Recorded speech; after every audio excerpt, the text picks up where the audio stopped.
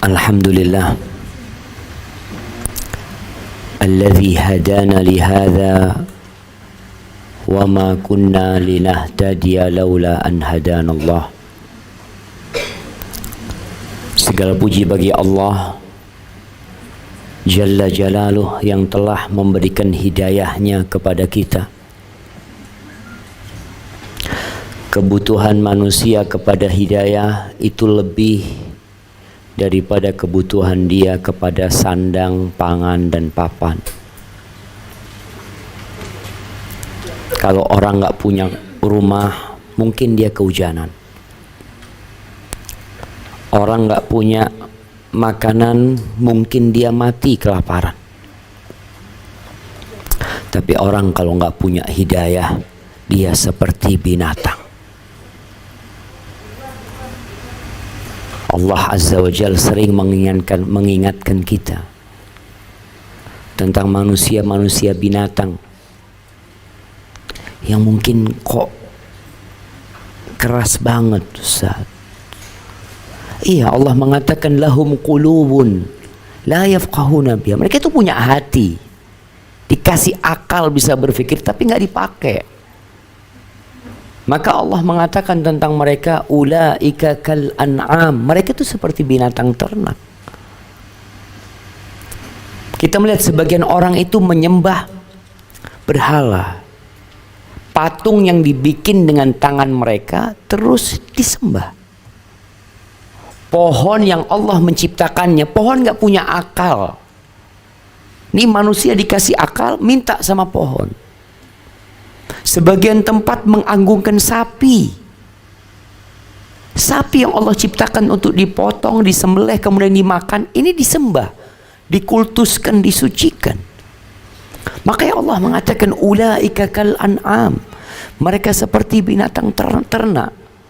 Tapi enggak. Balhum adall. Ulaika humul ghafilun. Kata Allah, mereka lebih parah daripada binatang ternak. Mereka adalah orang-orang yang lalai.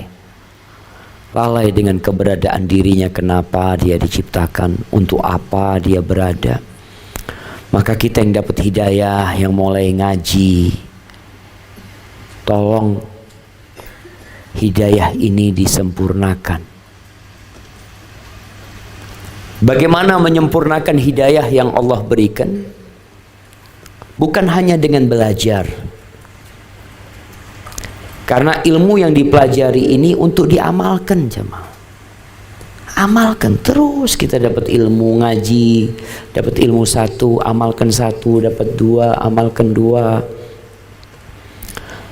Dan kita tidak pernah berhenti mengatakan ihdinas siratal mustaqim. Ya Allah, tunjuki kami jalan yang lurus, ya Allah. Allahumma salli wa sallim ala sayyidina Muhammadin wa ala alihi wa ashabihi ajma'in. Ya Allah, semoga salawat dan salam, berkah dan nikmat senantiasa Engkau curahkan untuk hamba kekasih-Mu, untuk baginda Nabi kita Muhammad sallallahu alaihi wasallam. Semoga suatu saat kita bisa memandang wajah Rasul SAW dan bisa minum dari telaga Nabi kita Muhammad alaihi salatu wassalam. Amma ba'd, ahibati fillah, bapak-bapak, ibu-ibu rahimakumullah. Hari ini tanggal berapa? Tanggal berapa? Tanggal 4, jemaah. Yang selama ini gaji pegawainya pakai tanggal Masehi, mungkin ini kesempatan untuk merubah gaji mereka dengan tanggal Hijriah. Karena udah berdekatan. Tanggal 5 Agustus, 4 Dzulhijjah, dan nanti akan bareng, lalu berubah kembali. Kenapa seperti itu? Harapan kita sebagai umat Islam bangga dengan keislamannya. Semua peradaban yang besar mereka punya kalender sendiri. Orang Cina punya kalender. Orang India punya kalender. Yunani punya. Jawa punya. Nasrani punya. Islam juga punya. Bahkan kalender Islam ini kalender yang diridhai Allah Azza wa Jalla. Di surah At-Taubah ayat 36, coba dibuka.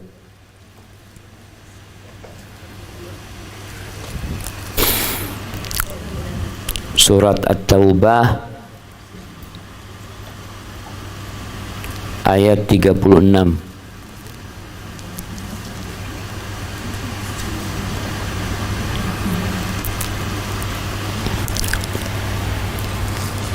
Udah dapat? Mungkin bapak-bapak ada yang baca ayatnya.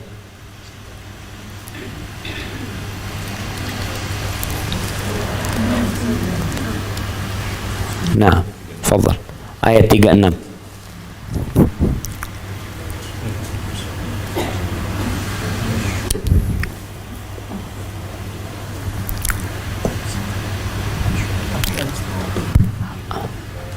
Udah hidup.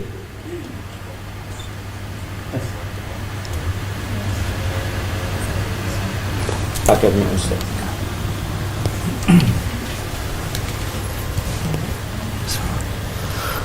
Bahasa Arab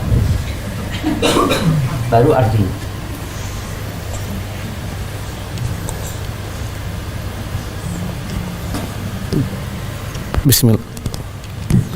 Bismillahirrahmanirrahim. Yang 36 ya Ustaz. 36.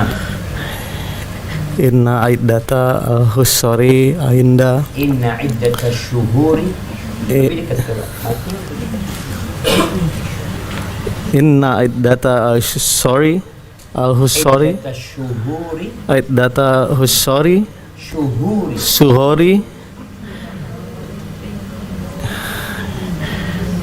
inda alaihidna innallahi idna asyara sahra fi kitabillahi fi kitabillahi yauma khalaqa as-samawat wal arda minha arba'atun harumun tali harum. Baik, baca artinya. Sesungguhnya jumlah bulan menurut Allah ialah 12 bulan. Lihat. Ya, terus. Sebagaimana dalam ketetapan Allah pada waktu Dia menciptakan langit dan bumi. Di antaranya ada 4 bulan haram. Terus. Itulah ketetapan agama yang lurus. Maka janganlah kamu menzalimi dirimu dalam bulan yang 4 itu. Dan perangilah kaum musyrikin semuanya sebagaimana mereka pun memerangi kamu semuanya. Dan ketahuilah bahwa Allah beserta orang-orang yang takwa. Jamaah, Allah sebutkan di sini sebuah ketetapan yang tertulis di Lauhul Mahfuz sejak penciptaan langit dan bumi, bahwa jumlah bulan itu 12 bulan, sama dengan bulannya Masehi, 12 bulan. Tapi apa bedanya? Bedanya bulan Islam ini diantaranya ada 4 bulan haram. Apa bulan haram itu? Rajab. Kemudian Ramadan. Sejak kapan Ramadan jadi bulan haram? Rajab, Dzulqa'dah, Dzulhijjah, Muharram. Ada 4 bulan haram. Inilah kalender yang ditetapkan oleh Allah sejak penciptaan langit dan bumi, yang dipakai oleh Nabi Adam, yang dipakai oleh Nabi Nuh alaihissalam, dilanjutkan oleh Nabi Ibrahim, kemudian Nabi Musa, Nabi Isa alaihissalam. Kapan berubah kalender yang awalnya pakai hitungan rembulan kemudian pakai hitungan matahari. Itu 800 tahun setelah meninggalnya Nabi Isa alaihissalam. Jadi sesuatu yang dibikin-bikin, karena pada masa Nabi Isa, orang sekarang bilang Masehi, artinya Kristus. Artinya kalender ini bermula dengan lahirnya Nabi Isa alaihissalam. Tapi kita tahu Nabi Isa pun kalendernya pakai hitungan rembulan, tidak pakai matahari. Taib, ana hanya mengingatkan ini momentum untuk merubah penggajian dengan kalender Hijriah. Untuk apa orang-orang yang ada hubungan sama kita, kalau penggajian mereka dengan kalender Hijriah, mereka akan menghafal kalender Hijriah. Karena dia nungguin gaji. Dia akan nunggu. Ketika dia lihat Agustus, enggak, anak enggak ada hubungan sama Agustus. Saya ada hubungan sama Dzulhijjah. Masya Allah. Karena gaji dia tiap bulan dengan Dzulhijjah. Dan penggajian dengan Dzulhijjah ini akan merugikan bos dan menguntungkan pegawai. Kenapa kok merugikan bosnya? Gajinya lebih banyak. Karena hitungan 1 tahun itu 355 hari kira-kira. Kalau kalender Masehi 365 hari. Jadi orang kalau digaji dengan Hijriah sebenarnya dia untung. Yang rugi bosnya. Tapi bosnya dapat pahala mengingatkan pegawainya untuk ingat dengan tanggal 13 tempatnya puasa sunnah, 14, karena dia akan mengikuti terus tanggal Hijriah ini jamaah. Barakallahu fikum. Taib, ini tanggal 4 Dzulhijjah, hari-hari yang termulia, mohon tidak disamakan dengan hari-hari yang lainnya. Harapan anak, bapak-bapak, ibu-ibu, selama 10 hari ini menghatamkan Al-Quranul Karim. Kita biasanya menghatamkan Al-Quran di bulan Ramadan, karena itu bulannya Al-Quranul Karim. Tapi 10 awal Dzulhijjah ini, menurut Nabi SAW, itu adalah hari-hari terbaik sepanjang tahun. Makanya sebagian ulama berpendapat 10 awal Dzulhijjah ini lebih utama daripada 10 akhir Ramadan. Lebih utama dan lebih dicintain Allah. Walaupun sebagian ulama mengatakan kalau malam harinya lebih utama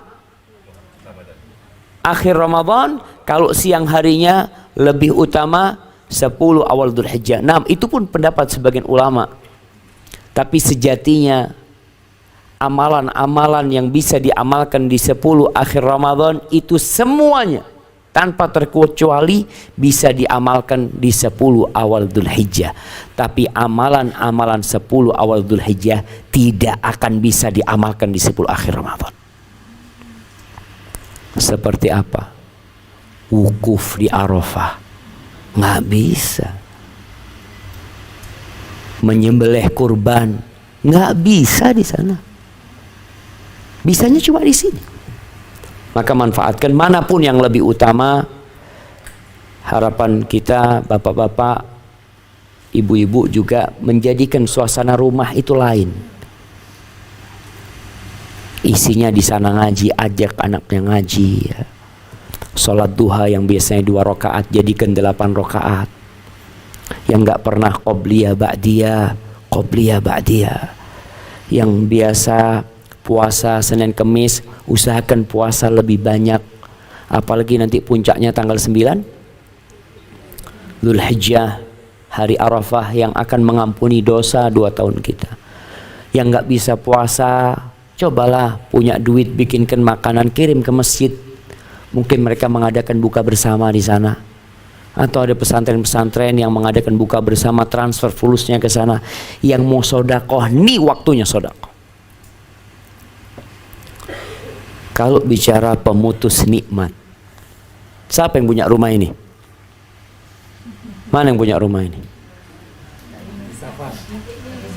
Mana? Oh lagi safar, Masya Allah. Mana adiknya? Yang mana? Masya Allah.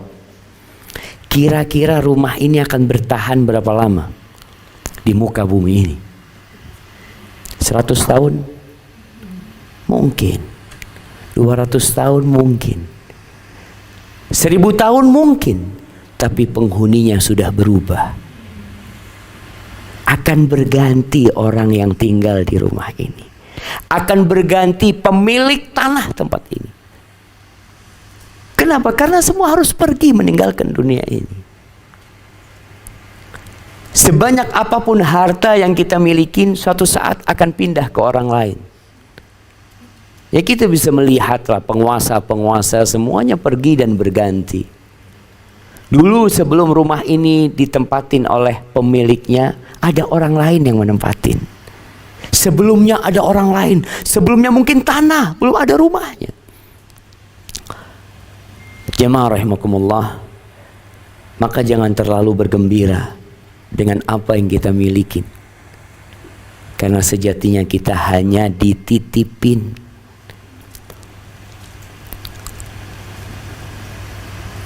Ibu-ibu takut tua nggak? Takut keriput nggak? Takut ditinggal sama suaminya nggak? Masya Allah. Nah, ada banyak ketakutan. Umar bin Abdul Aziz, seorang khalifah yang awalnya jangan ditanya tentang dia ini. Dia memiliki ambisi yang begitu besar. Dia ingin menikahin putrinya khalifah. Dapat tuh putrinya khalifah, dia nikahin. Dia ingin menjadi gubernur Madinah, jadi gubernur Madinah. Lalu dia ingin jadi khalifah. Jadi khalifah. Ketika jadi khalifah, berubah hidupnya. Yang sebelumnya dengan segala kemewahan dia, ya. Ketika jadi khalifah, dia panggil istrinya Fatimah, kalau nggak salah namanya. Dia mengatakan, istriku, itu dia. Engkau tahu bapakmu dulu dapat harta banyak dari hasil mana? Ini anaknya khalifah. Kalau engkau mau hidup sama aku, semua perhiasan-perhiasanmu kembalikan kepada Baitul Mal, kata dia. Kalau engkau mau hidup sama aku, tapi kalau enggak, ya mungkin kita sampai di sini aja. Nggak bisa kita lanjutkan. Dia cerita, innali nafsan tawaqah. Aku itu punya jiwa yang ambisius. Besar ambisiku. Dan aku lihat ketika aku ingin jadi gubernur, jadi gubernur. Jadi khalifah, aku kepingin jadi khalifah, jadi khalifah. Dan sekarang jiwaku itu berambisi untuk masuk surga. Selesai sudah, kata dia. Nggak ada yang lebih tinggi dari itu. Wallahi jamaah, kayak apa surga itu? Orang kalau punya separuh Jakarta, dia mungkin akan jadi orang terkaya di dunia ini. Tapi surga itu seluas langit dan bumi jamaah. Bukan seluas Jakarta. Fiha ma tashtahihil anfus wa taladzul a'yun. Di dalamnya ada semua yang disukai oleh jiwa manusia. Engkau ingin apapun Allah kasih. Wa taladzul a'yun, dan apa yang dilezati oleh pandangan mata kita. Yang lebih dari itu, wa antum fiha khalidun. Kalian kekal selama-lamanya di sana. Ini yang nggak ada di dunia. Nggak semua yang kita inginkan kita bisa dapatkan di dunia, dan kalaupun kita bisa mendapatkan, nggak lama. Setelah itu kita akan meninggalkannya. Ini Umar bin Abdul Aziz ngelihat orang-orang, ya biasanya kalau panas dia akan mencari teduhan. Kenapa? Kalau ibu-ibu keluar rumah takut hitam, maka dia pakai sunblock supaya ya tetap bisa menjaga tubuhnya. Umar lalu mengatakan, ya man kana hina tusibu syamsu jabhatahu awil ghubaru yakhafu syayna wasya'tha. Wahai manusia yang ketika diterpa oleh sinar mentari dia takut wajahnya menjadi kusam, atau dia takut dengan debu karena dia menjadi jelek nantinya. Wa ya'lafu dhilla kay tabqa bashashatuhu, dan dia lebih suka di bawah naungan, di bawah AC, di bawah kenikmatan, agar muda dia tetap, agar kebugaran dia utuh. Fasawfa yaskunu yawman raghiman jadatha. Ingat, itu wajah yang cantik, wajah yang tampan, yang bugar, suatu saat akan tinggal di sebuah lokasi menjadi bangkai yang busuk. Fi qa'di mudlimatin ghabra muhishat. Dia akan berada di sebuah lubang yang gelap gulita, yang awalnya dia takut dengan debu, semua debu itu ditimpakan ke tubuhnya. Awalnya kita kena debu dikit takut, kita ambil tisu, kita ambil apa, nanti semua tanah itu nutupin kita jemaah. Bukan cuma wajah kita, bukan cuma tangan kita. Kita ini tercipta dari tanah. Yutilu fi qa'riha tahta as-sara labatha. Enggak sebentar di dalam sana. Enggak sebentar. Nabi kita Muhammad sallallahu alaihi wasallam di dalam kuburannya sudah 1429 tahun. 1429 tahun. Di muka bumi hanya 63 tahun. Lebih lama mana hidupnya? Sebentar di muka bumi, 63 tahun. Dan susah hidup Nabi SAW. Di dalam kuburnya 1400 tahun. Lama jemaah. Makanya dikatakan lama engkau akan tinggal di sana. Maka kalau keterangan debu ya, ketika berusaha untuk merawat wajahnya, ingat suatu saat wajah ini akan penuh dengan belatung jemaah. Lalu dia katakan, tajahazi bijihazin tablughina bihi ya nafsu qabla ar-rada lam tukhlaqi abatha. Wahai jiwaku, engkau harus persiapan untuk hari-hari yang panjang, untuk kegelapan yang tidak akan berakhir kecuali dengan amalanmu. Lalu dikatakan, kalian ini tidak diciptakan sia-sia. Ada yang kerjanya sibuk perawatan tubuhnya, tapi lupa merawat jiwanya. Masya Allah. Fitness, ibu-ibu kalau fitness berapa jam? 1 jam. Sholat malam berapa jam? Coba bandingkan. Dibandingkan tuh. Kita menjaga tubuh kita dengan menjaga jiwa kita, lebih sering kita itu menjaga tubuh kita.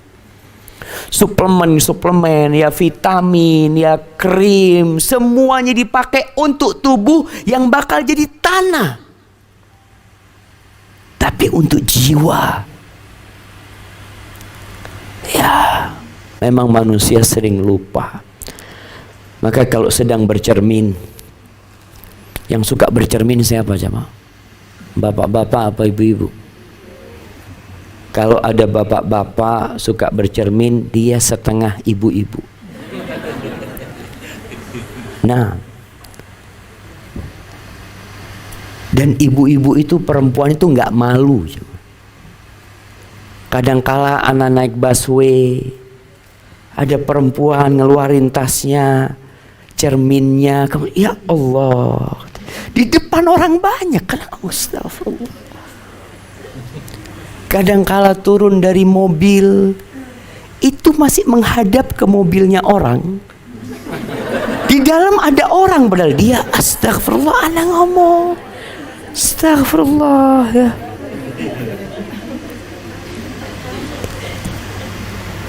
Nah, dan perempuan itu kalau bercermin yang dilihat wajahnya apa bajunya?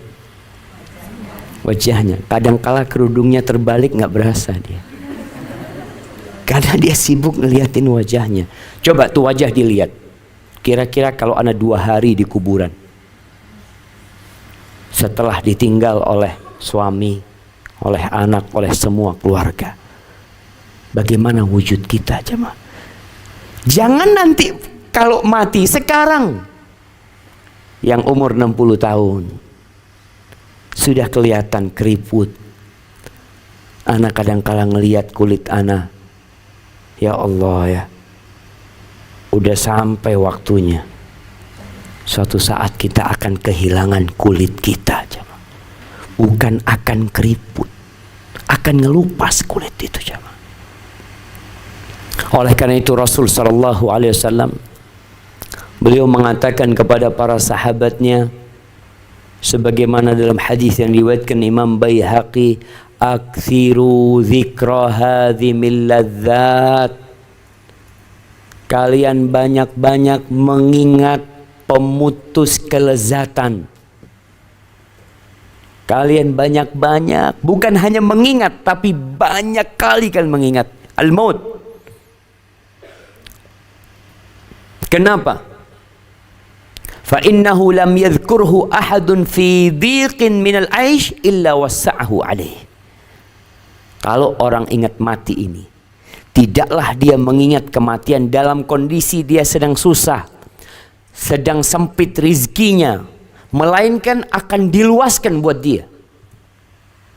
Dan sebaliknya, ketika dia dalam keluasan rizkinya, kalau ingat mati akan jadi sempit dunia ini buat dia.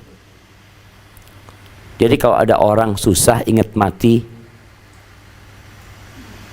dia kena penyakit, divonis kanker stadium 4, sudah nggak bisa apa-apa. Tapi kalau dia ingat mati, yang ini mudah, aduh, cuma sakit, nanti di sana bukan sakit lagi, akan jadi nikmat hidup dia. Dia akan berpikir untuk mempersiapkan untuk yang itu.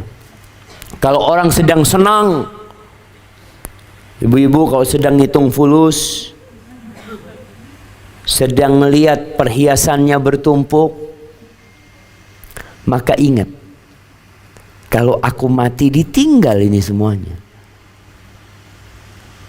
Maka dengan itu kita itu akan seimbang antara dunia dan akhirat kita. Kita selalu berbicara jangan berlebih-lebihan dalam beragama. Naam, sahih, nggak boleh berlebih-lebihan dalam beragama. Bahkan Allah mengatakan la taghlu fi dinikum ghairil haq. Jangan berlebih-lebihan dengan cara yang nggak benar dalam beragama. Beragama itu ya sesuai lah, sesuai dengan perintah, nggak perlu ditambahin, nggak perlu dikurangin. Untuk urusan dunia ya sesuailah dengan kebutuhan kita. Semua beranggapan dia itu sudah balance antara dunia dan agamanya. Kalau kita lihat anak-anak kita yang sekolah umum, jamaah, berapa jam belajar agama? 2 jam. Yang sekolah umum 2 jam. Taib, nanti sampai SMA. Ketika kuliah berapa jam belajar agama? 1 semester, kalaupun ada 1 semester. Setelah itu nggak ada agama sudah. Terus dikatakan ini seimbang. Kita yang belajar agama tiap ba'dal maghrib dikatakan berlebihan. Anda cuma belajar agama ba'dal maghrib, engkau katakan berlebihan. Itu yang kuliah dari pagi sampai siang bertahun-tahun, yang dipelajarin hanya urusan dunia, tidak dikatakan berlebihan. Kita harus fair lah. Kalau benar 50-50, 50-50 nggak apa-apa. Tapi nggak boleh 50-50 ya, Ma. Kenapa? Nabi SAW hidup di dunia cuma 63 tahun. Sekarang di kuburnya sudah 1400 tahun. Masa seimbang? 63 sama 1400, ya nggak mungkin. Yang harus lebih banyak yang mana? Yang 1400. Kalau bicara bekal, anak harus bawa bekal. Anak mau hidup di dunia, Ustaz. Anak butuh biaya, anak butuh ongkos, anak ingin punya rumah, anak ingin naik mobil, silahkan. Tapi sisanya untuk akhirat. Karena di situ engkau lama, lebih lama daripada di rumah ini. Di rumah ini cuma tadi 63 tahun, 70 tahun. Anggap paling panjang umurnya 100 tahun di rumah ini. Itu pun sudah sakit-sakitan. Kenapa engkau kalau bicara seimbang? Ya seimbang, persentasenya jelas. 100 tahun sama 1000 tahun beda persiapannya. Tapi kita ya lupa dengan kematian yang kita akan tinggal di sana ribuan tahun. Abdullah bin Umar bin Khattab radhiyallahu anhu dalam hadis yang diriwayatkan oleh Ibnu Majah, dia berkata, "Ataitun Nabiyya sallallahu alaihi wasallam ashira ashrah." Aku pernah mendatangi Nabi sallallahu alaihi wasallam dan aku adalah orang yang ke-10. Di situ ada 9 sahabat, dia orang yang ke-10. Faqama rajulun minal ansar. Kemudian salah satu lelaki dari kalangan Ansar berdiri.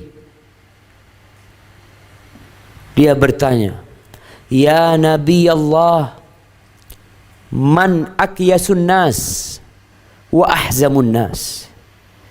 Siapakah manusia yang paling cerdas? Siapakah manusia yang paling tegas? Siapa? Kalau bicara cerdas, ya yang IQ-nya paling tinggi, dia orang yang paling cerdas. Faqala aktsaruhum dzikran lil maut. Mereka adalah orang yang paling sering mengingat kematian. Wa asyadduhum isti'dadan lil maut qabla nuzulil maut. Orang yang cerdas adalah orang yang paling mempersiapkan diri untuk kematian sebelum datang. Ulaika humul akyas. Mereka orang-orang yang cerdas. Zahabu bi syarafid dunya wa karamatil akhirah. Mereka itu pergi membawa kemuliaan dunia. Dia bawa semua kemuliaan dunia. Orang itu berebut untuk mencari kehormatan di dunia ini. Ada yang dengan harta, ada yang dengan jabatan, ada yang dengan kekuasaan. Dia berebut, dan orang yang mempersiapkan diri untuk kematian adalah orang yang membawa semua kehormatan dunia ini. Dan dia membawa kehormatan akhirat, jamaah. Kenapa? Ya karena dia tahu yang di dunia bakal dia tinggalin. Tapi bukan berarti dia nggak beramal. Dia harus beramal. Bukan berarti dia miskin. Mungkin dia orang paling kaya. Tapi dia senantiasa mengingat kematian. Makanya suami itu sekali-kali ajak istrinya ke kuburan. Ajak istrinya ke kuburan. Istri kalau ngelihat suaminya jarang pulang, mau tidur, selalu urusan dunia. Ada seorang yang cerita sama ana, ada orang kaya raya, mungkin hartanya sudah 1 triliun lebih. Ana pikir hidupnya bahagia. Ada cerita salah satu keluarganya kalau malam hari dia mengadu sama istrinya tentang beban dunia yang dia pikul. Tentang pekerjaan-pekerjaan yang gak ada ujungnya. Tentang pertemuan-pertemuan yang selalu harus dilakukan. Tentang perjalanan ke sana ke sini, ngurusin apa? Fulus. Padahal dia punya fulus. Dia tuh bisa tinggal di rumahnya, gak kerja, 70 tahun bisa dia. Orang punya duit 1 triliun, jamaah. Kira-kira bisa nggak dia 70 tahun nggak kerja? Bisa. Artinya seharusnya dia jadi bos. Dia yang ngatur duitnya. Dia bisa mengatakan tidak kepada duitnya. Hari ini ada meeting? Enggak. Aku mau kajian. Artinya fulus. Iya, anak kan yang punya fulus. Anak yang punya perusahaan. Kenapa Anda diperbudak sama perusahaan Anda? Anda yang bisa mengatakan hari ini tutup. Itu bos yang bisa mengatakan itu. Tapi yang ada tidak, jamaah. Manusia ini dikuasai oleh hartanya. Seharusnya dia menguasai hartanya. Makanya kok dikatakan silakan jadi orang kaya, silakan jadi pejabat, silakan jadi penguasa, tapi ingat mati. Makanya kalau mau tidur itu selalu diingatkan mati, bukan ingat rapat besok hari. Bismikallahumma amut wa ahya. Dengan namamu ya Allah aku mati ya Allah. Karena tidak pernah tahu apakah besok pagi masih dibangunkan oleh istrinya dan bisa bernafas. Nggak ada yang tahu. Besok ya besok, urusan besok. Malam ini aku akan siapkan diriku. Makanya Rasul SAW menasehati para sahabat, kalau bisa kalian itu malam hari mau tidur itu, ya tiap 2 malam lah tulis wasiat. Hati tiap 2 malam ingat mati. Tulis wasiat. Karena kalau orang tulis wasiat, umpamanya seorang yang punya fulus banyak, dia nulis wasiat. Kenapa anak tulis wasiat? Ini kan uang anak, ini kan harta anak. Di situ dia tahu kau bakal mati. Mumpung masih hidup, masih bisa tulis wasiat. Kalau mati nggak bisa.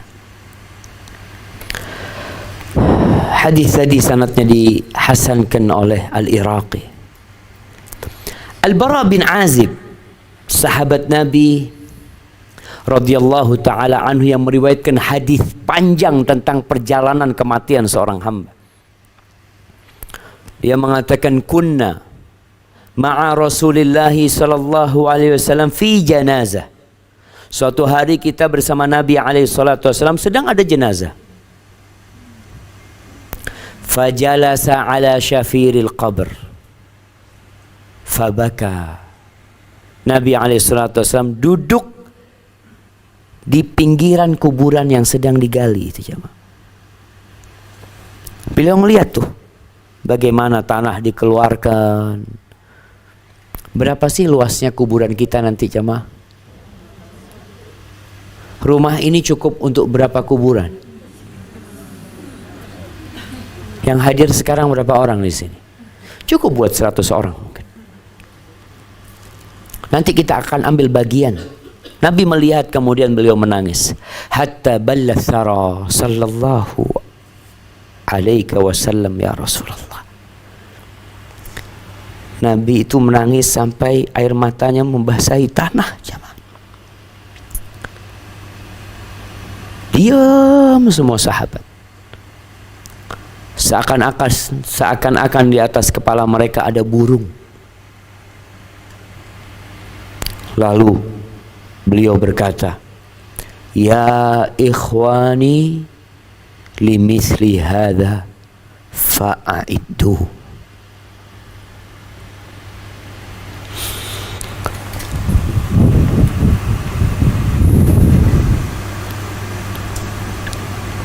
Wahai saudara-saudaraku, kata Nabi, untuk yang seperti ini hendaknya kalian mempersiapkan. Kuburan itu berangkas amal. Berangkas amal itu kuburan. Kalau berangkas duit kita punya mungkin di rumah. Kita punya safety box mungkin di hotel yang isinya surat-surat berharga milik kita. Tapi semuanya nggak bisa dipindah ke berangkas amalan. Kecuali antum masih hidup. Maka segeralah dipersiapkan. Para ulama menjelaskan keutamaan memperbanyak mengingat kematian. Ad-Daqqaq mengatakan man aktsara min dzikril maut ukrima bi thalathati asya. Barang siapa yang banyak mengingat kematian, dia akan dimuliakan dengan 3 hal. Yang pertama, ta'jilut taubah. Dia akan segera bertaubat. Dia akan segera bertaubat. Karena dia nggak pernah tahu kapan kematian tiba. Wa ma tadri nafsun bi ayyi ardin tamut. Dia akan ingat, kalau engkau pagi jangan nunggu sore.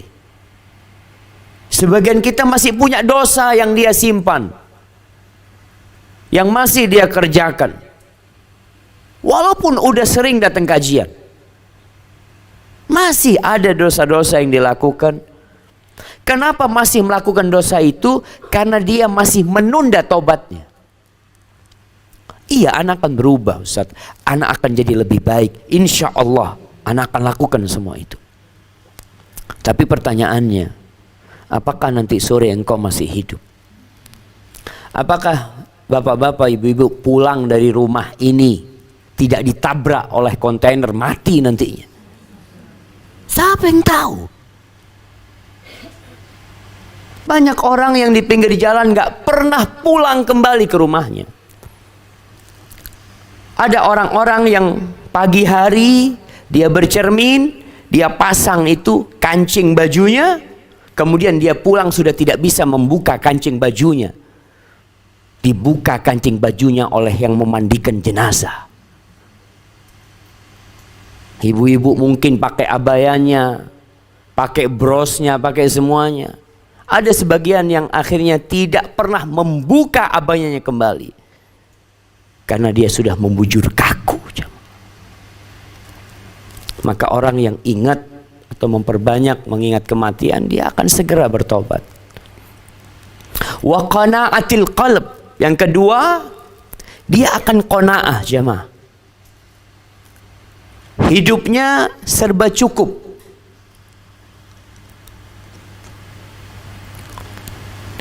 Sebagian kita itu makan gak enak, karena ketika disuguhkan makanan dia memikirkan makanan yang lain. Kalau dia itu ingat sama mati, ya udah alhamdulillah, yang ada ini rizkiku.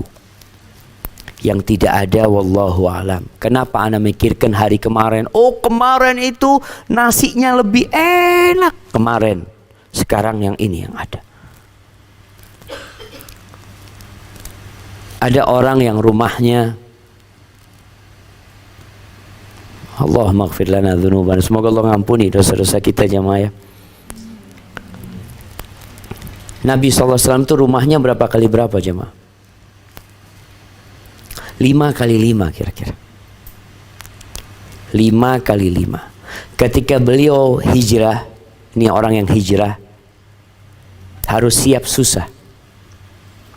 Ketika hijrah, Nabi SAW numpang rumahnya. Numpang rumahnya. Di rumah sahabat. Beliau tidak bangun rumah. Beliau bangun rumahnya Allah Azza wa Jalla. Besar rumahnya Allah yang dibangun sama Nabi SAW. Kira-kira waktu itu akhirnya jadi 50 meter kali 50 meter. Beliau ketika ditawari oleh para sahabat tanah masjid itu, ada yang mau kasih wakaf. Mereka mengatakan, ya Rasulullah, itu wakaf buat Allah. Kata Nabi SAW, la, thaminuni, aku mau beli. Berapa harganya? Disebutkan harganya, dibayar sama Nabi SAW. Kenapa? Karena Nabi ingin pahala terus mengalir buat Nabi SAW. Kalau yang beli orang lain, orang itu yang dapat pahala. Katanya, enggak, ana yang mau bayar. Beliau mempersiapkan diri untuk kematian, jamaah. Ketika beliau ditawari oleh Abu Bakar Siddiq untuk naik ontanya, Abu Bakar persiapkan onta untuk hijrah 2. Yang dikasih makan dari daun sumar yang gagah. Ini onta. Kata Nabi SAW, aku mau naik onta ini tapi aku bayar. Aku nggak mau gratis. Bayar Nabi SAW. Ketika masjid selesai dibangun, beliau bangun rumahnya. Hanya 5 kali 5. Ya kan masih miskin Rasul SAW. Iya. Dan beliau meninggal pun di rumah itu.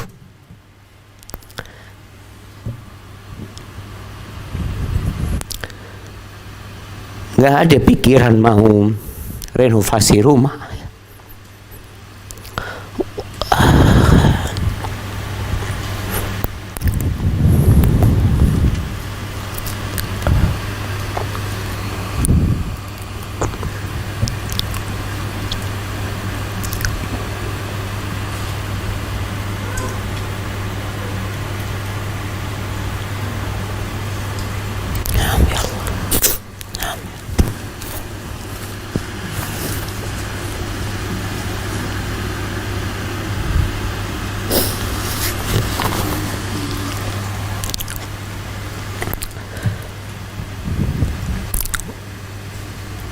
Baik. Orang yang ingat mati, dia akan qanaah dengan apa yang dia miliki. Tadi Ana sampaikan hal itu bukan berarti kita nggak boleh punya rumah yang luas. Boleh. Tapi jangan lupa, kalau engkau punya rumah yang luas, luaskan rumah Allah. Engkau mau renovasi rumahmu, renovasi rumah Allah dulu lah. Yang itu bakal menerangi kuburanmu. Rumah yang kau tinggalin akan ditinggal. Dan Rasul sallallahu alaihi wasallam ketika dikasih harta yang lebih, beliau pernah punya uang banyak, iya. Apa yang beliau lakukan? Kalau kita bicara seimbang nih jamaah, dunia akhir. Ketika beliau punya uang lebih, beliau itu berkorban berangkat haji beliau. Tahun ke-10 Hijriah. Beliau membawa 100 ekor onta untuk dikorbankan. Apa nggak berpikir satu onta dijual buat beli rumah yang lebih besar lah? Enggak. 100 ekor onta dipotong sama Nabi SAW untuk Allah Azza wa Jal.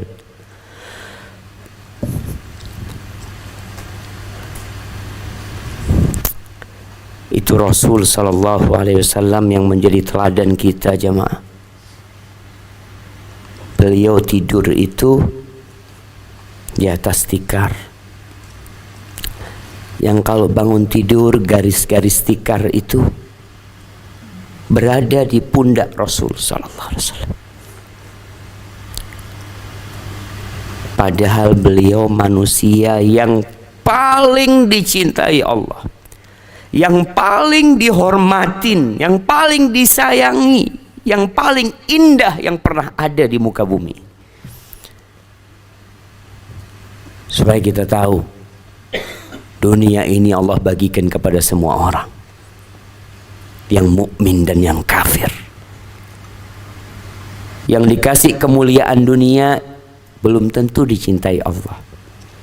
Tapi kalau dikasih kemuliaan dunia, kemudian dikasih iman dan takwa, itulah cinta Allah Azza wa Jal.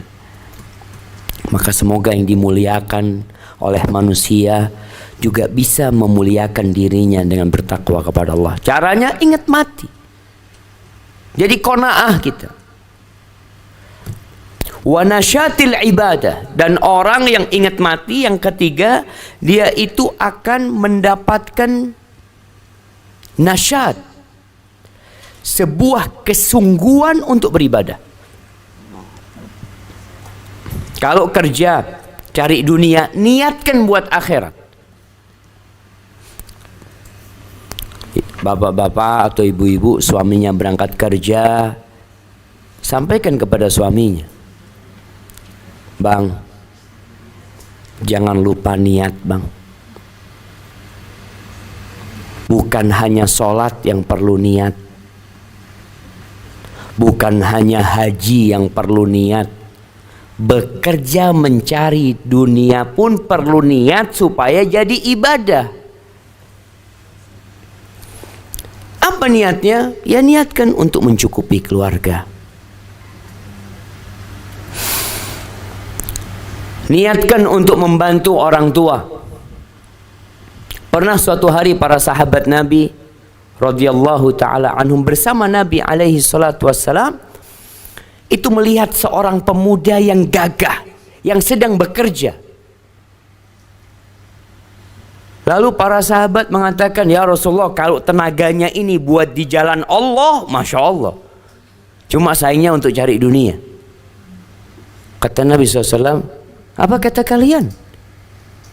Kalian jangan mengatakan seperti itu. Idza kharaja yas'a ala iyalin sigharin, kalau dia keluar bekerja untuk memberikan nafkah kepada anak-anaknya yang masih kecil, keluarganya yang lemah, fahuwa fi sabilillah, dia ini di jalan Allah. Kalau dia keluar untuk membantu kedua orang tuanya, fahuwa fi sabilillah. Kalau dia bekerja supaya tidak minta-minta sama orang, supaya bisa mencukupi dirinya, menjaga kehormatannya, fahuwa fi sabilillah. Tapi kalau dia keluar dari rumahnya bekerja mura'atan linnasi wa mufakharah, dia bekerja berusaha hanya untuk menonjolkan dirinya, untuk berbangga-bangga dengan hartanya, fahuwa fi sabilis syaitan, maka ini di jalan syaitan. Kalau sampai suaminya kerja hanya untuk berbangga-bangga, hanya untuk menunjukkan dia bisa beli ini, beli itu, bisa punya ini, punya itu, fahuwa fi sabilis syaitan, maka dia di jalan syaitan. Maka sampaikan kepada suaminya agar niatnya untuk mencukupin keluarga. Itu pun sudah dihitung fisabilillah. Gimana kalau niatnya untuk berbagi dengan orang-orang yang tidak mampu? Aku harus kaya, umpamanya dia katakan. Aku melihat banyak orang-orang yang butuh bantuanku. Masjid-masjid bertahun-tahun gak selesai-selesai. Pembebasan lahan untuk sebuah tempat ibadah gak lunas-lunas. Aku ingin punya harta bisa menutupin itu semua. Fahuwa fi sabilillah, dia di jalan Allah. Akhirnya semangat bekerja, semangat beribadah. Tidurnya pun nilainya ibadah. Makannya, gimana seorang ketika dia makan enak, ya Allah, sarapan enak, insya Allah nih buat sholat duha 8 rakaat. Makannya terhitung ibadah. Ketika tidur habis isya, anak mau tidur, kok tidurnya sore banget? Iya, ya Allah, anak mau tidur, ya Allah, anak kepingin bangun malam itu sejak jam 1 sampai subuh. Aku kepingin, ya Allah, selama hidupku aku cuma sholat malam setengah jam, mungkin 1 jam paling lama. Kapan aku bisa sholat malam sepertiga malam akhir full untukmu, ya Allah? Niatkan untuk itu. Jadi orang kenapa ingat mati lagi? Karena dia ingat mati, dia semangat. Ini loh yang aku akan bawa. Kenapa orang-orang tiap pagi keluar dari rumahnya bekerja, pulang sore hari, pulang malam hari, dan setiap pagi esokan harinya semangat dia untuk bekerja? Karena dia ingat sesuatu. Apa yang dia ingat? Mungkin dia ingat gaji. Mungkin dia ingat dia punya hutang yang harus dia bayar. Kalau anak nggak kerja, gimana anak ngurusin utang? Mungkin dia ingat sama orang tua dia. Gimana kalau dia ingat dengan kematian? Wa man nasiyal maut uqiba bi thalathati asya. Adapun orang yang lupa dengan kematian,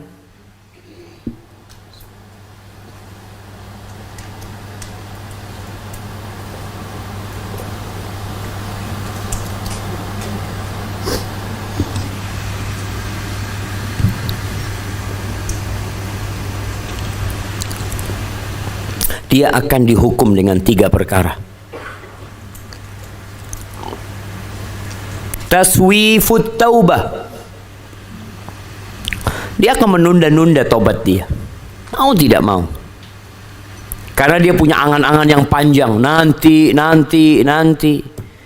dia berpikir, umurku masih 25 tahun, umurku masih 30 tahun, umurku masih 40 tahun, terus. Wa tarkur ridha bil kafaf, dan dia tidak akan pernah qanaah dengan apa yang dia miliki. selalu memandang kepada harta orang lain. Dapat rizki 1 miliar pun dia nggak akan qanaah. Karena kata Rasul sallallahu alaihi wasallam, "Lau utiya ibnu Adam wadin min dhahab." Kalau anak Adam ini dikasih 1 lembah isinya emas, la tamanna lahu thaniyan. Dia kepingin punya 2. 2 kepingin punya 3. Maka orang yang lupa sama kematian, dia akan merana hidupnya, nggak pernah seneng. Punya banyak, punya sedikit, merana. Wattakasul fil ibadah, males ibadah, males ibadah. Ibu-ibu nih khususnya nih, suaminya itu datang kajian berapa pekan sekali. Ada yang suaminya tidak pernah datang kajian sama sekali. Ada yang suaminya datang ke kajian sekali karena istrinya merengek-rengek sama dia. Apa penyebabnya? Lupa sama kematian. Makanya kalau lihat suaminya, dilihat sudah menunda-nunda tobat, kemudian selalu yang dibicarakan dunia, ajak suaminya ke kuburan. Bang, antarkan aku bang. Kemana? Ya ke kuburan. Ingin mengucapkan salam kepada ayahanda kalau ayahnya meninggal dunia. Datang jemaah. Karena subhanallah jemaah, ada orang yang memang majelisnya itu dunia. Grup, sampai teman-teman cerita ada grup saat ini, grup mobil Mercy, Jeep Mercy yang kuno-kuno, isinya orang-orang kaya semua. Yang dibicarakan kalau nggak fulus apa? Perempuan. Iya. Kalau nggak fulus perempuan. Ya udah itu aja yang dibicarakan. Kalau ada satu yang bicara agama, afwan, ini bukan grup share agama. Nggak mau mereka jamaah. Karena kalau dikasih tentang peringatan-peringatan agama, diingatkan dengan kematian, itu yang membuat orang sadar. Tapi karena lupa dengan kematian, makanya susah dikasih tahu. Orang kalau lupa sama mati itu susah dikasih tahu. Caranya gimana? Diingatkan dengan kematian. Itu aja dakwahnya dulu. Lagi makan sama suaminya, bang, teman kita meninggal dunia bang. Mungkin dia nggak enak makan. Masa aku mau makan kau cerita mati? Ditinggal. Berat jamaah memang. Jadi nggak enak dunia ini jamaah. Tapi harus seperti itu. Ingatkan dengan Allah, ingatkan dengan kematian, ingatkan dengan akhirat.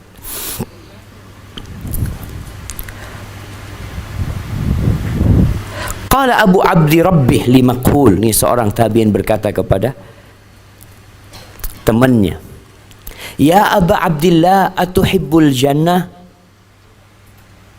Wahai Abu Abdillah, apakah engkau suka dengan surga?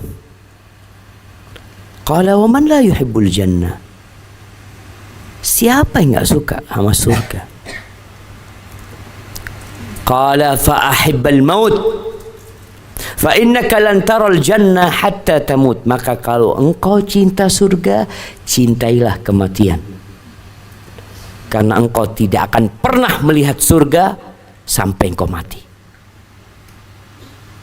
Kalau engkau mati baru bisa melihat surga.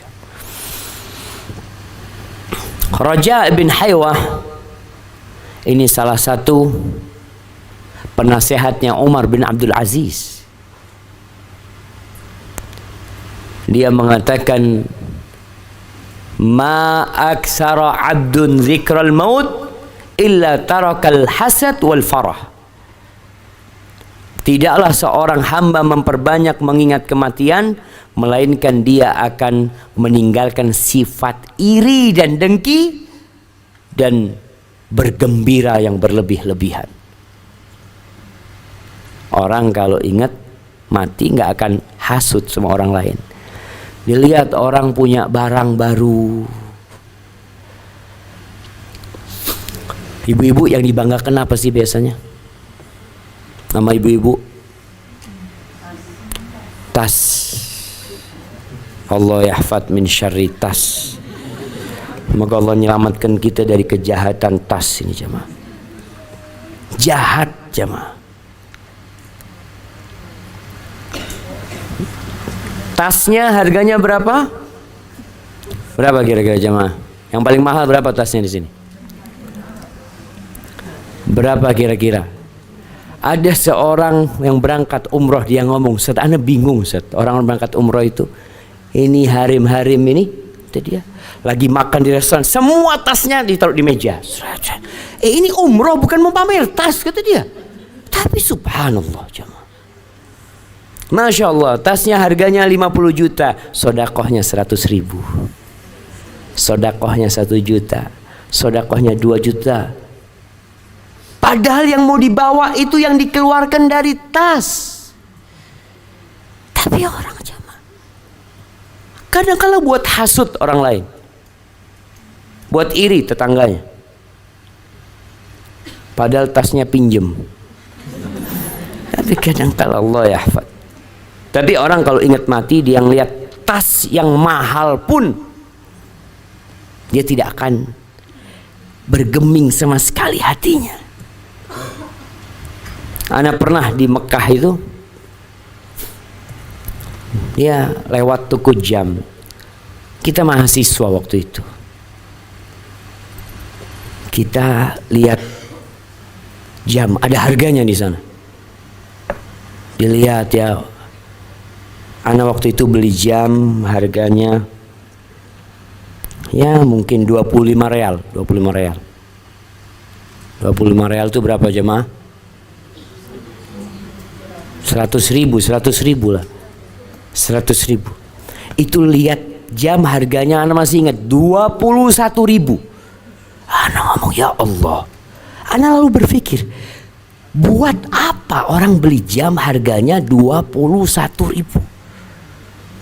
Sampai ana debat sama teman waktu itu. Dia beli jam harganya 200 real. Ana 25 real. Ana tanya sama dia, apa bedanya jam antum sama jam ana? Gak sama, menunjukkan kepada waktu, jam sekian.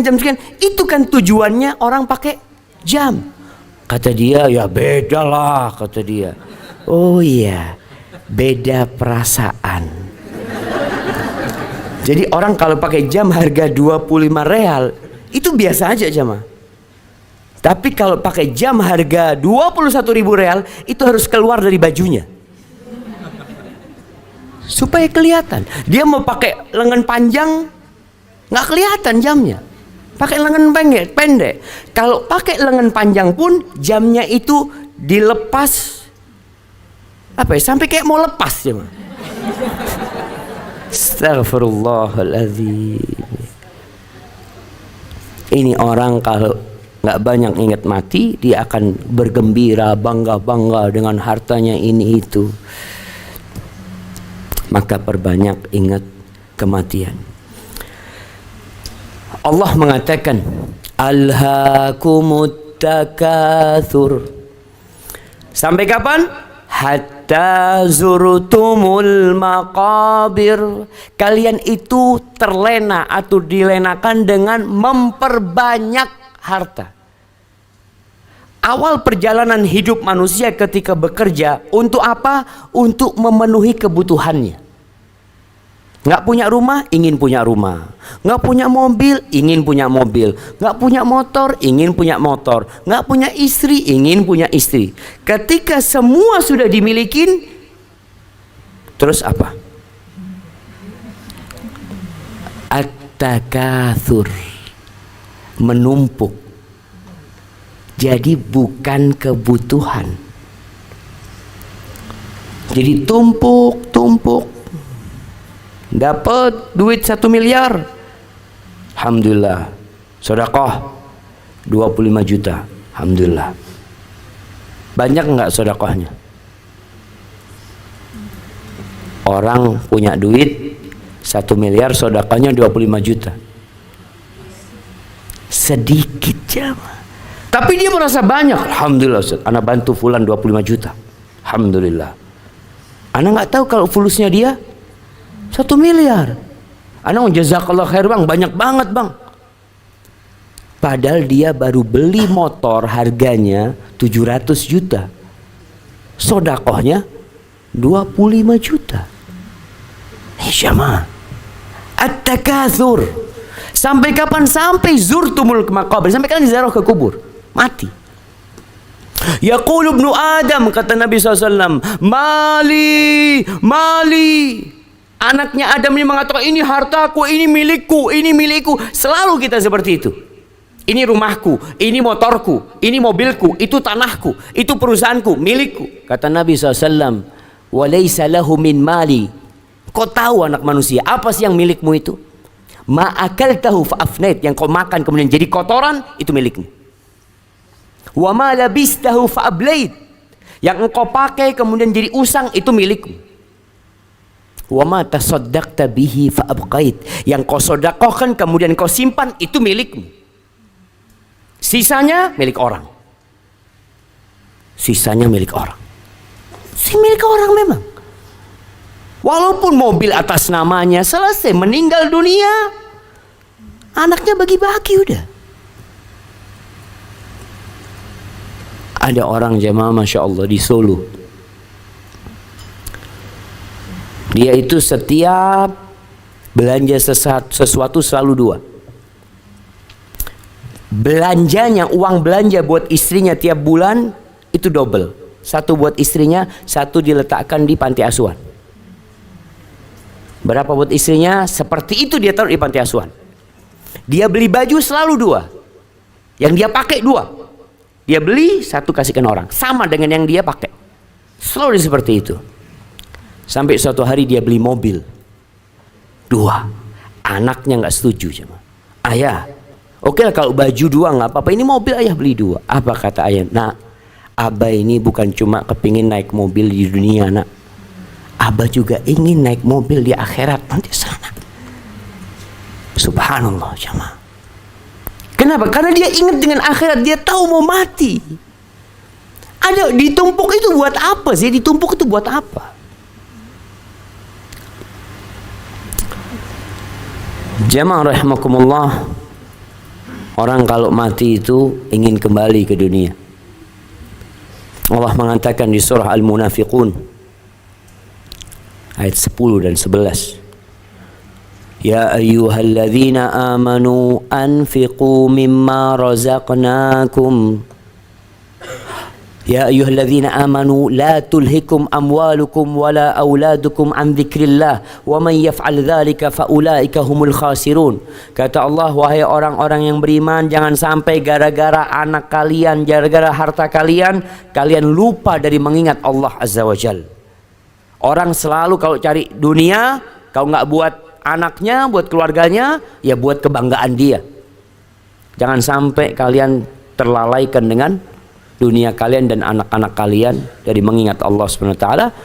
Yang melakukan itu orang yang merugi. Rugi dia itu jamaah. Bangkrut dia, capek bekerja untuk dunia, ditinggal. Kira-kira kalau kita ngelihat orang, ya, dia mengeluarkan emas dari sebuah gunung. Subhanallah, dia dapat 1 truk isinya emas. Kemudian dia pulang nggak dibawa. Apa kata orang kampung sana? Ini waras apa nggak waras orang ini? Udah capek dapat 1 truk ditinggal. Dan itu kebanyakan manusia. Makanya Allah katakan orang yang lupa dengan Allah gara-gara menumpuk harta, gara-gara sibuk sama anaknya, maka dia orang yang rugi jemaah. Rugi tenaga, rugi waktu, rugi pikiran, semuanya dia rugi. Wa anfiqu mimma razaqnakum min qabli an ya'tiya ahadakumul maut. Kata Allah, kalian belanjakan dari apa yang kami rizkikan kepada kalian. Allah ingatkan, tuh duit bukan milikmu, aku yang kasih. Engkau sodakoh itu dengan uang yang aku berikan kepadamu. Kenapa orang harus pelit? Sebuah permisalan, kalau ada orang ngasih duit sama ana pernah dikasih orang duit zakat. Zakat nih, Ustadz ada uang zakat Ustadz 500 juta. Ana ngeluarkannya berat nggak jemaah? Nggak berat, orang duitnya orang. Ana transfer sana, selesai sampai habis. Udah bang, selesai sudah amanahnya. Nggak berat buat ana, karena itu bukan duit ana. Kalau ada orang lagi yang kasih duit sama kita nih 10 juta, tolong kau berikan kepada fakir miskin itu 1 jutaan 10 orang, nanti aku kasih kau 100 juta. Kira-kira kita segera nggak bagikan itu jemaah? Oh bismillah. Karena kita tahu nih orang akan gantiin 100 juta. Allah akan gantikan 700 kali lipat. Lalu kita nggak percaya sama Allah. Allah katakan anfu mimma razaqnakum, dari apa yang kami rizkikan. Kalau uangmu itu bukan dari aku, jangan dibagikan. Ternyata semuanya itu dari Allah Azza wa Jalla. Min qabli an ya'tiya ahadakumul maut, sebelum datang kematian. Ketika orang mengatakan kalau mati datang, ya, keluarganya bingung, menangis, apa yang diinginkan oleh dia? Min qabli an ya'tiya ahadakumul maut fayaqula rabbi laula akhartani ila ajalin qarib fa asaddaq wa akun minas salihin. Ya Allah, aku minta sama Engkau ya Allah untuk diakhirkan sedikit dari umurku, sedikit aja, 5 menit mungkin, 2 menit, 1 menit, supaya bisa wasiat, supaya bisa bicara. Aku mau ngomong rumahku sodako, aku mau ngomong hartaku yang di sana 30% sodako. Aku ingin ngomong itu aja ya Allah. Nggak bisa jamaah. Dia ingin sodako karena dia rugi, udah capek nggak dapat pahalanya. Dia akan dihisap, ditanya dapat dari mana. Anak-anaknya akan menikmatin harta itu. Ketika ditanya sama Allah anaknya, dapat dari mana engkau uang 5 miliar? Apa kata anaknya? Warisan bapak. Selesai anaknya jawab. Tapi sang bapak akan ditanya, dapat dari mana kau duit itu? Dan kemana engkau infakkan? Yang diinginkan adalah bersedekah. Yang terakhir jamaah, mengingat kematian ini bukan berarti akhirnya kita duduk di depan sejadah membaca Al-Quranul Karim, sholat nggak keluar rumah. Sampai ada orang yang ingat mati, dia jadi paranoid, ketakutan.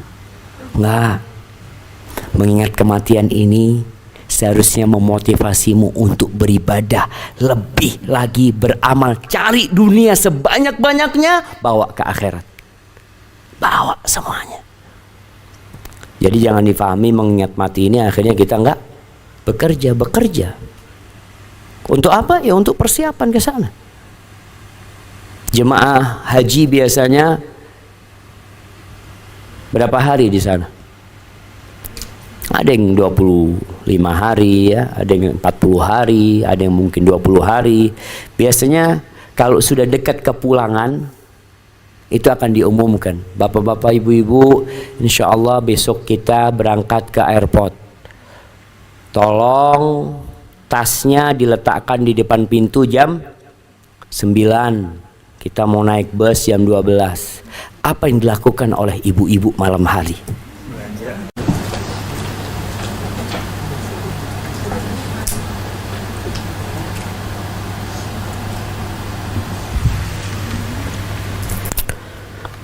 Nah jamaah, ini ada pertanyaan, Ustadz, untuk anak wanita di luar nikah, bolehkah ayah biologisnya menikahkan anak tersebut? Mohon dijelaskan dan dalilnya.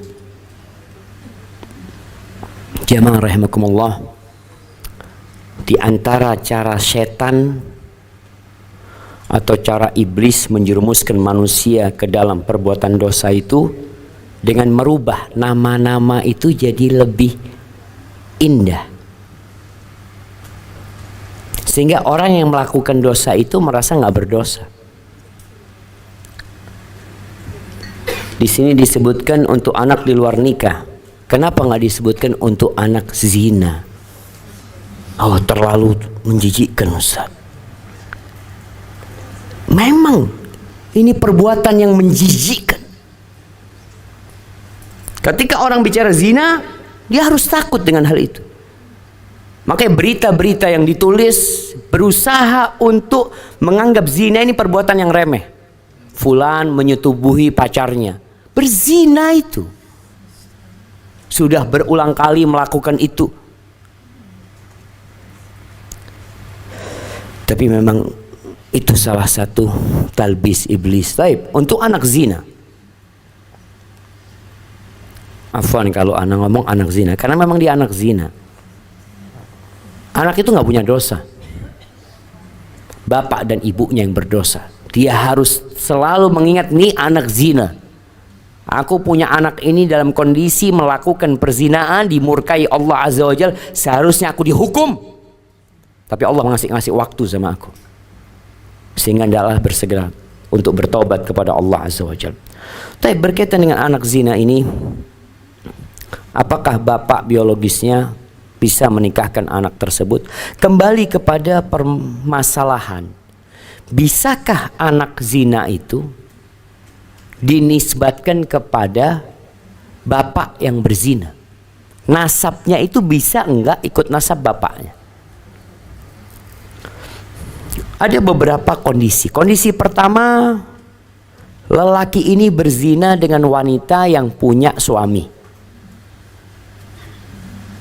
Maka anaknya itu nggak bisa dinisbatkan kepada pezina. Tapi anaknya itu nasabnya ikut suaminya itu perempuan. Seperti itu hukum. Kecuali suaminya menafikan, dia nggak mau. Enggak, ini bukan anakku. Maka anaknya itu dinasabkan kepada ibunya. Enggak kepada bapak yang berzina dan tidak kepada suaminya yang sah. Karena suaminya menolak, berlepas diri dari dia bukan anak-anak. Maka udah nasabkan kepada ibunya, dan pezinanya yang mau ngaku itu anaknya, kata Nabi, walil ahiril hajar. Buat yang pezina itu lemparin batu sampai mati dia. Dan kita tahu seorang yang berzina sudah menikah hukumnya dirajam. Tapi yang berzina sebelum menikah itu hukumnya didera 100 kali, kemudian diungsikan, diasingkan selama 1 tahun. Kondisi yang kedua, ini sama-sama nggak punya istri, nggak punya suami ya. Ini anak-anak yang pacaran lah, pemuda-pemuda yang akhirnya berzina. Berzina kemudian nikah. Itu yang banyak terjadi. Ana ingin mengingatkan, pernikahan itu tidak menghapuskan dosa zina.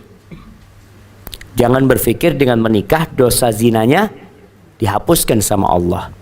Tetap dosa zina itu akan melengket dengan pelakunya sampai dia bertobat kepada Allah Azza wa Jalla. Maka dia harus minta ampun sama Allah, taubatan nasuha, agar dosa zinanya diampuni sama Allah. Terus gimana nih anak nih? Jumhur ulama mengatakan anak itu tidak bisa dinasabkan kepada bapaknya. Berdasarkan hadis Nabi SAW tadi, bahwasanya anak itu dinasabkan kepada ibunya. Tapi sebagian ulama menjelaskan, sekarang kalau nggak salah Syekh Masyhur Hasan Salman ya, Ibn Taimiyah rahimahullahu taala berpendapat boleh anak itu dinasabkan kepada bapak yang berzina, karena dia tahu perempuan ini memang bukan perempuan yang berzina dengan banyak orang, dan dia juga nggak punya suami, maka dia mau nisbatkan anaknya itu, menurut sebagian ulama boleh dia menasabkan dia kepada dirinya. Sehingga anak itu seperti anaknya, dia dapat warisan, dia jadi walinya, tapi pendapat ini lemah, jamaah. Walaupun sebagian ulama menguatkannya. Wallahu a'lam bishawab. Itu yang ana ketahui. Jadi kalau memang yakin dia yang berzina dan anaknya itu anak dia, kemudian dia mau menasabkan, ana sampaikan tadi, ada sebagian ulama yang membolehkannya. Barakallahu fikum. Assalamualaikum Ustaz, maaf Ustaz, mau tanya, kalau misalnya bapak kafir terus dia nikah diwaliin dengan kakaknya, apakah pernikahannya sah? Yang beragama Islam, kakak yang beragama Islam, iya, memang nggak bisa jadi wali orang kafir, jamaah. Yang jadi wali yang muslim, muslim yang jadi wali, kalau dia seorang muslimah.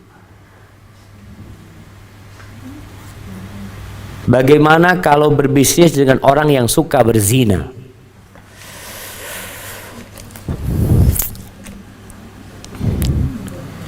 Fitnah terbesar laki-laki itu wanita. Kebanyakan penghuni neraka itu wanita. Sebagian wanita komplain, Ustaz, kok bisa wanita, Ustaz? Ini laki-laki yang berzina. Iya, berzinanya sama siapa? Sama wanita. Bagaimana berbisnis dengan pezina? Allah Azza wa Jalla mengatakan, ya ayyuhalladzina amanu taqullaha wa kunu ma'as sadiqin. Wahai orang-orang yang beriman, bertakwalah kepada Allah dan bergabunglah kalian menjadi orang-orang yang jujur, yang benar. Kalau cari kumpulan itu, carilah kumpulan orang-orang baik. Kalau berbisnis dengan pezina, kadangkala nanti janjiannya di klub malam, ketemu di mana. Karena ini orang nggak bertakwa sama Allah, nggak peduli sama urusan halal haram. Maka hati-hati, karena pengaruh teman itu besar sekali. Sampai ada seorang yang telepon pakai halo Ustadz, dia konsultasi, dia mengatakan, Ustadz, ana rusak sekarang Ustadz, gara-gara teman kerja. Dia udah ngaji bertahun-tahun, datang ke majelis-majelis, Masya Allah. Akhirnya dia kerja, berangkat sama sohibnya keluar kota. Sohibnya ini selalu bawa pelacur, na'udzubillah. Sohibnya, dia enggak. Dia masuk kamar, dia di kamarnya sholat apa, tapi karena terlalu sering, iman itu kadang naik kadang turun. Ketika turun inilah masuk fitnah itu. Sebagian orang, enggak, insya Allah anda bisa jaga diri. Sekarang ketika engkau bicara ini betul, engkau bisa jaga diri karena imanmu masih kuat sekarang. Tapi suatu saat engkau punya masalah sama istri, punya masalah sama keluarga, kemudian godaan itu datang, ketika itu masuk, maka kita disuruh menghindari tempat-tempat yang berbahaya. Jadi kalau bicara hukum asalnya, kita itu berbisnis sama orang kafir, sama siapa, boleh. Hukum asalnya. Tapi kalau ternyata berbisnis dengan mereka menyebabkan iman kita jadi turun, tinggalkan. Jangan sampai demi mendapatkan keuntungan yang banyak, iman kita yang kita gadaikan pada waktu itu. Hadza wallahu a'lam bishawab. Ada pertanyaan lainnya?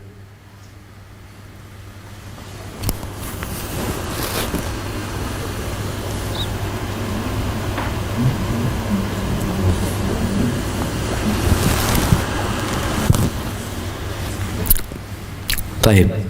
Masih ada? Mic-nya? Boleh. Kalau ada mic, tadi mic di mana? Masya Allah.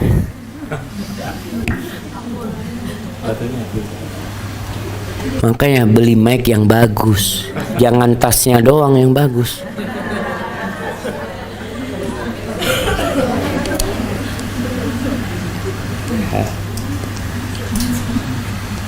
Nah, silakan kalau bisa. Waalaikumsalam warahmatullahi wabarakatuh. Jadi teman ini pernah menikah dengan agama bukan non muslim, namun si ikhwan ini masuk muslim, lalu menikah, lalu bercerai, lalu keluar lagi dari muslim, tapi sekarang mau masuk lagi muslim. Apakah boleh seperti itu atau tidak, Ustaz? Jemaah rahimakumullah. Memang ana lihat di Jakarta, di kota besar khususnya ya. Kita tuh hubungan sama non muslim kadang-kala udah nggak ada batasan. Akhirnya pacaran, kemudian mau nikah. Taib, si perempuan mengatakan, nggak bisa nih, aku muslimah, kau kafir. Kalau kau masuk Islam, aku mau nikah. Kata dia, masuk Islam, tinggal ngomong asyhadu an la ilaha illallah. Dia masuk Islam hanya untuk menikah. Hanya untuk menikah dia masuk Islam. Ini banyak kejadian setelah menikah, ya dia nggak sholat, ya dia nggak apa, udah nggak ada. Karena dia memang hanya untuk menikah, yang untuk mengurus surat-suratnya harus Islam. Mertua juga nggak mau menikahkan kecuali dia Islam. Sebenarnya ini peluang. Kalau memang dia benar mau menikah dan masuk Islam, sebelum menikah tolong datangkan guru ngajarin dia tentang Islam. Ajarin dulu, benerin dulu nih. Nanti tanya sama ustadznya, Ustadz gimana Ustadz? Dia Islamnya beneran nggak Ustadz? Ustadz nanti akan jawab enggak kayaknya. Dia pura-pura masuk Islam. Berarti jangan mau. Makanya sekarang masuk Islam, nggak pernah sholat kadang-kala di tengah jalan dia kembali lagi ke agama dia, murtad, kemudian cerai. Bagaimana kalau dia mau masuk Islam lagi? Terbuka Islam buat dia. Terbuka. Jadi orang yang murtad kemudian dia mau balik ke Islam, silahkan. Allah subhanahu wa ta'ala tidak menutup pintu taubatnya kecuali ketika nyawa sampai ke kerongkongan atau matahari terbit dari arah barat.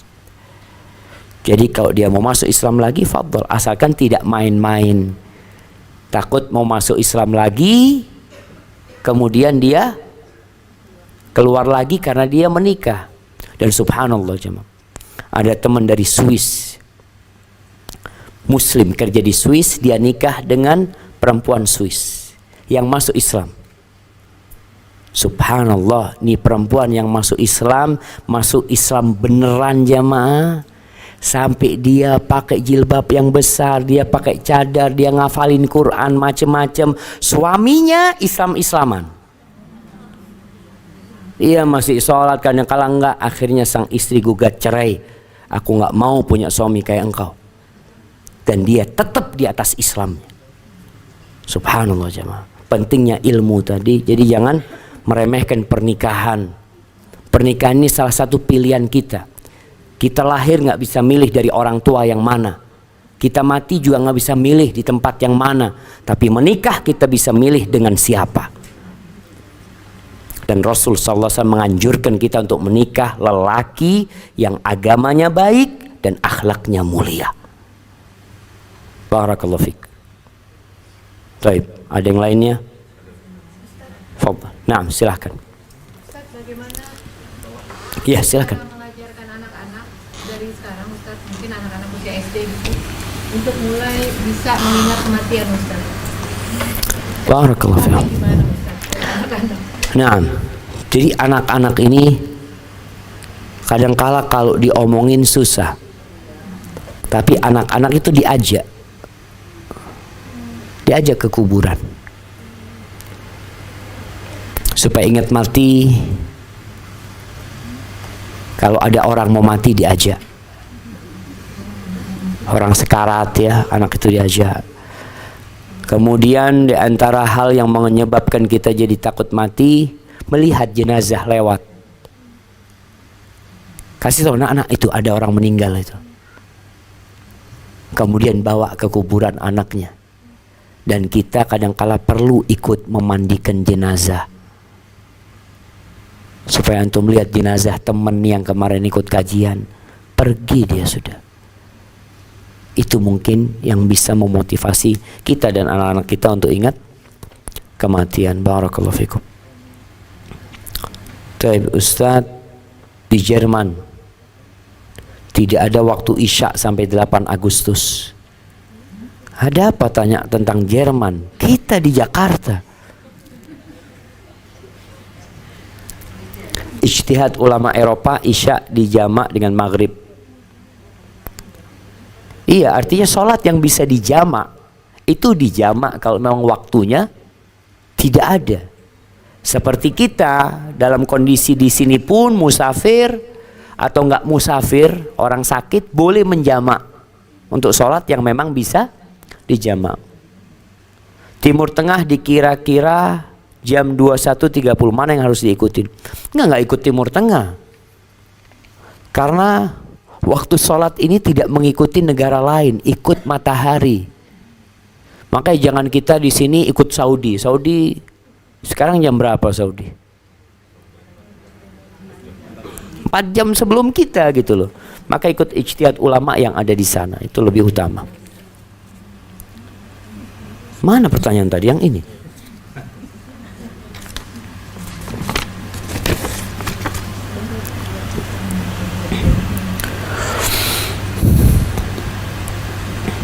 Ustaz, bagaimana saya sebagai istri dan langkah-langkah apa yang harus dilakukan agar suami bisa rajin ke kajian? Karena selama ini alasannya sibuk bekerja untuk nafkah keluarga. Ini kan yang memang membuat orang lalai karena anak, karena keluarga dan harta.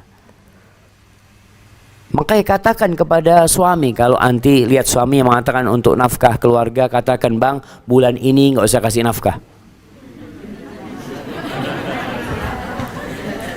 Abang datang kajian. Iya, artinya perlu ditantang suami. Kalau alasannya nafkah, anti mungkin nabung duit ya, sampai dapat duit yang biasa suami dapat 1 bulan. Katakan suami, bang, ini gaji buat bulan depan. Abang ikut kajian. Bismillah. Kemudian suami ini perlu didoain, perlu dipuasain. Izin sama suami puasa Senin Kemis. Kenapa? Ya, aku ingin puasa supaya abang bisa ikut kajian. Nggak apa-apa, untuk minta sama Allah Subhanahu wa Ta'ala supaya suaminya bisa ikut kajian. Kemudian istri kalau ngasih tahu suami, banyak suami itu sebel sama istrinya karena istrinya lebih dari ustadz. Jadi kalau ngasih tahu itu kadang-kala nggak enak gitu loh. Jadi usahakan kalau mau ngasih tahu suami, dilayani dulu suaminya, disenengkan suaminya. Dan harapan anak kepada ibu-ibu yang ngaji ini semakin baik sama suaminya, walaupun suaminya belum baik. Karena tugas istri adalah berbakti sama suaminya, taat dan patuh sama suaminya. Ketika mau ngasih tahu suami, itu setelah suami melihat perubahan di diri istri. Kalau suami melihat istrinya lebih baik, bukan hanya penampilannya, jamaah, merubah penampilan itu cukup 5 menit atau kurang dari 5 menit. Kalau hanya hijrah itu merubah penampilan, beli abaya, pakai di atas bajunya, 5 menit selesai. Bukan itu hijrah. Hijrah itu hijrah hati yang kemudian berpengaruh kepada seluruh raga kita. Maka tolong jadilah istri yang soleha, yang sesuai dengan sunnah Nabi Muhammad SAW, yang tidak keluar rumah kecuali dengan izin suaminya. Ketika suaminya datang, dia selalu di depan pintu rumahnya. Jangan sampai yang bukakan pintu rumah itu pembantu, nggak ada lagi. Suami datang mau buka pintu, anti sudah bukain pintu. Tanya sama suami. Tanya apa? Jangan pernah tanya dari mana. Jangan. Kita anak rasakan, anak sebagai suami sakit hati kalau tanya dari mana. Udah tahu dari kajian ditanya lagi, dari mana lagi. Kan Kadang-kala istri udah tahu dari mana suaminya. Tanya mau apa. Sambil diambilkan semuanya ya, dilayani suaminya. Ketika istri minta sesuatu sama suami, insya Allah diturutin. Tapi kalau istri masih hanya pandai berbicara, setiap makan debat, dia dalil, baru datang kajian ustadz nih, katanya ustadz, katanya ustadz, katanya ustadz. Akhirnya sang suami males ngadepin istrinya. Maka usahakan kita ngasih tahu suami setelah dilayani, afwan bang, ana mohon maaf bang, kalau abang ada waktu ana mau ngomong nih. Ada satu tadi ilmu yang ana rasa baik banget. Setelah disampaikan selesai. Kemudian ngasih tahu suami caranya dengan kalau memang ada buku-buku yang bagus, minta tolong sama suami untuk dibaca. Sampaikan kepada suami, bang, ana takut buku ini sesat. Coba abang baca, kan abang ya pendidikannya lebih tinggi apa gitu ya. Itu suami akan baca. Tapi kalau istri mengatakan, bang, kok sejak dulu nggak dapat pendidikan agama ya. Nih, baca ini nggak mau dia baca.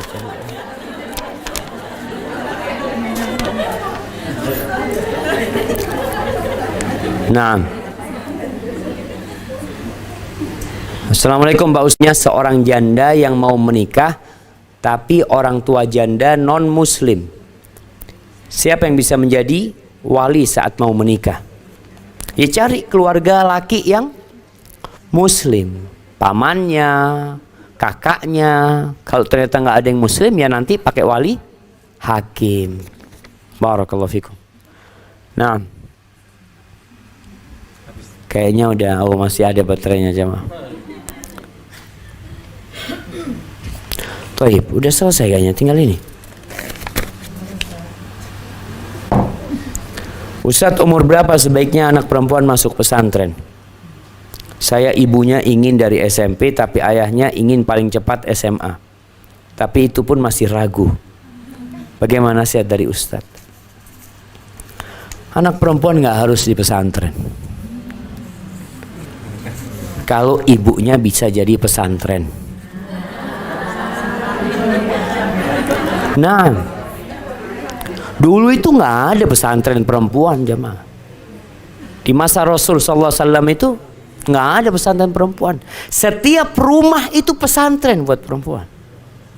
Tapi yang jadi masalah nih, ibunya suka keluar, ibunya kemana, ibunya ngaji nggak bisa, gimana mau ngajarin anaknya? Ya terpaksa masukin pesantren. Sekolah. Dulu anak-anak itu sekolah sama siapa? Sama ibunya. Jadi anak-anak itu benar-benar menjadi pencetak generasi masa depan. Kalau seorang wanita bekerja mendapatkan duit banyak besar, itu tidak menakjubkan. Banyak. Dan itu mudah dilakukan. Tapi seorang wanita bisa menciptakan seseorang yang kelak menjadi seperti Khalid bin Walid, seperti Imam Syafi'i, seperti Imam Bukhari. Bayangkan bagaimana pahalanya ibunya Imam Bukhari. Selamat namanya nggak pernah disebut, tapi malaikat terus mencatat, nih anakmu hasil didikanmu. Karena bapaknya mati. Imam Bukhari yatim, Imam Syafi'i yatim, Sufyan itu imam besar jemaah, bapaknya mati semua, yatim semuanya. Tapi madrasahnya udah ada di rumah gitu loh, nggak kemana-mana. Makanya seorang suami ini buat bapak-bapak dan ibu-ibu nanti kalau mau menikahkan putranya, seorang suami itu akan ringan tugasnya mendidik anak-anaknya kalau dia memilihkan ibu yang benar. Dia nggak akan terlalu capek. Sampai rumah anaknya sudah bisa baca Quran semua karena ibunya bisa baca Quran. Tapi banyak lelaki menikah dengan perempuan karena wajahnya. Ngaji, panggil guru ngaji akhirnya. Ibunya ngapain? Pegang handphone. Itu guru ngajarin ngaji, oh bagus, insyaallah, sambil pegang handphone. Anak itu akhirnya melihat contohnya seperti ini gitu loh. Ini loh suri tauladanku seperti ini. Gimana dia akan menjadi baik? Jadi kalau bicara anak kapan dimasukkan ke pesantren, ngelihat kondisinya. Lulus SD itu, masuk SMP itu sudah siap anak dipesantrenkan. Tapi juga tidak semua. Ada anak-anak yang belum siap karena ibunya tidak mempersiapkan. Anak itu nggak mandiri. Anak itu nggak bisa cuci piring. Anak itu nggak bisa potong bawang. Anak itu belum bisa menjahit. Nih ibu-ibu, anak SD itu ajarin jahit. Kenapa nggak diajarin? Oh masih kecil, subhanallah. Kapan gedenya? Ajarin, artinya dia sudah bisa mandiri. Subhanallah, anak ingat, anak masuk pesantren lulus SD itu semua kita kerjakan sendiri. Kita pesantren zaman dulu nggak ada laundry, semua nyuci sendiri. Nggak ada setrika. 6 tahun di pesantren nggak kenal setrikaan. Itu baju seragam ditaruh di bawah ranjang, kasih kerdus taruh sana. Jadi kalau pakai kayak habis setrikaan. Kalau baju yang buat main udah nggak pernah disetrika jemaah. Tapi semua anak jadi mandiri. Sekarang pesantren ini masya Allah, laundry, makannya bisa milih menu lagi. Allahu Akbar. Kita dulu ngantri panjang, terakhir tempenya habis. Padahal lauknya cuma tempe sama pecel waktu itu. Astagfirullah, kata dia. Kata ibu dapurnya, mohon maaf sudah habis. Ya sudah, mau apa? Nasi sama bumbu itu makan. Alhamdulillah. Ini yang perlu dipersiapkan orang tua di rumahnya. Anak bisa mandiri, bisa makan apa saja. Ibu-ibu kalau masak di rumah jangan selalu bermacam-macam menunya. Sekali-kali tanya pesantren itu menunya apa. Oh ikan pindang. Atau ikan pindang? Ikan apa itu? Tongkol ya, tongkol yang kecil-kecil itu. Taruh di meja sama sambal. Anak kita kasih itu. Loh, nggak ada lainnya, nggak ada, cuma ini. Terpaksa dia makan. Kalau enggak susah di pesantren. Karena masalah terbesar di pesantren kadang-kala masalah perut. Anak itu nggak betah karena makannya nggak enak, ya ini itu, tidurnya nggak enak. Kalau mau masuk pesantren yang nggak pakai AC, biasakan nggak pakai AC. Dia udah biasa. Kalau nggak dia gerah di sana dan nggak betah nantinya. Hanya minta pulang. Jadi kalau ngomong sama suami, lihat persiapkan anaknya. Persiapkan anaknya, maka lebih baik kalau memang mungkin lingkungannya tidak mendukung ya. Sekolah-sekolah yang ada tidak mendukung, takut anak itu nanti terpengaruh, segera masukkan ke pesantren. Jamaah mungkin itu yang bisa Anda sampaikan. Udah jam 11, Anda harus melanjutkan perjalanan. Mohon maaf atas segala kekurangan. Jazakumullah khairan. Subhanakallahumma wa bihamdika asyhadu an la ilaha illa anta astaghfiruka wa atubu ilaik. Wassalamualaikum warahmatullahi wabarakatuh.